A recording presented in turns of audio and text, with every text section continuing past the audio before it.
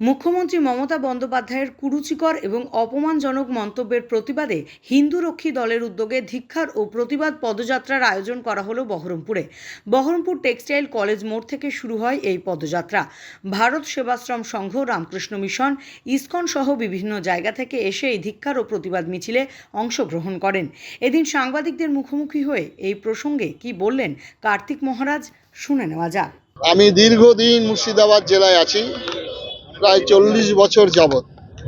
এখানকার প্রশাসনের যারা আছেন কর্তা ব্যক্তি তারা জানেন, এখানে আমাদের যারা এসপি ছিলেন রাজেশ কুমার, জ্ঞানমোহন সিং, এখানে যারা এর আগের যে মুকেশ কুমার, তারপর এর আগে রাজৌরি, এখন যিনি বর্তমান আছেন প্রশাসনের, তারা জানেন আমি কার্তিক মহারাজ। আমি সব সময় আমাদের মুর্শিদাবাদ জেলার, যেহেতু আমি এখানে আছি, শান্তি শৃঙ্খলা রক্ষার দায়িত্বে আমাকে যা নির্দেশ করেন আমি তা করি। কিন্তু আমি আমার ধর্ম, আমার সংস্কৃতি, আমার সমাজ, আমার দেশ সর্বাগ্রে। আমার মানুষ যখন বিপন্ন হয়, আমার সমাজ যখন আমাকে ডাকে, আমি তাদের কাছে যাই, গিয়ে আমার সন্ন্যাসীর যে কর্তব্য, সন্ন্যাসীর যে ভূমিকা, সন্ন্যাসীর যে বক্তব্য, আমি তা রাখি।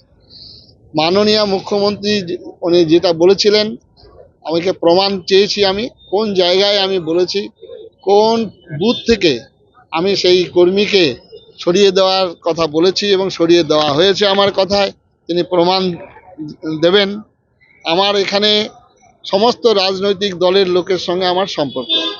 ভারতবর্ষের ভারত সেবাশ্রম সংঘ সর্বজন বিদিত, সর্বজন শ্রদ্ধার, জাতি, ধর্ম, বর্ণ, রাজনৈতিক দলমত নির্বিশেষে সবার আমরা সেবা করি। সবার উপরে মানুষ সত্য, তার উপরে নাই, শোনো রে মানুষ ভাই, এই স্বপ্ন, এই মন্ত্র নিয়েই আমরা মানুষের কাছে ছুটে যাই। আজ পর্যন্ত কোনো জায়গায় কোনো দিন আমার সম্পর্কে, কার্তিক মহারাজ সম্পর্কে, মুর্শিদাবাদ শুধু নয়, পশ্চিমবঙ্গের আমি প্রতিটি শহর, প্রতিটি জেলায় এবং আসাম, ত্রিপুরায় ঘুরি, কোনো জায়গায় কোনো একজন যদি বলতে পারেন, আমি নতমস্তকে তার কথা মেনে নেব।